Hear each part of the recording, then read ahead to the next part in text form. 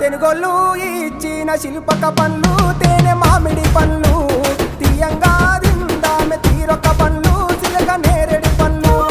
కాబోళ్ళు ఇచ్చిన మక్క కంకులు అవి పాల కంకులు కాల్చుకొని తిందాము కందికాయలు పచ్చి పల్లికాయలు గుజారి గుజారి మామిళ్ళ కిందో నల్ల మామిళ్ళ కింద కుసుమరోళ్ళేసిన కుందన బొమ్మ అది కుందన బొమ్మ